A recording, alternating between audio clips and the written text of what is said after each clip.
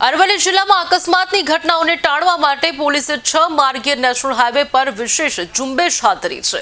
Highway પર truck સહિત ભારે વાહનો માટે બીજી લેન નક્કી કરવામાં આવી છે। બીજી લેન સિવાય વાહન ચલાવતા વાહન ચાલકોને દંડ કરવાની સાથે રેન્જમાં પ્રથમ પ્રયોગ અરવલ્લી જિલ્લા પોલીસ દ્વારા કરવામાં આવી રહ્યો છે। અરવલ્લી જિલ્લા પોલીસ અને આરટીઓના સંયુક્ત ઉપક્રમે કામગીરી હાથ ધરવામાં આવી રહી છે।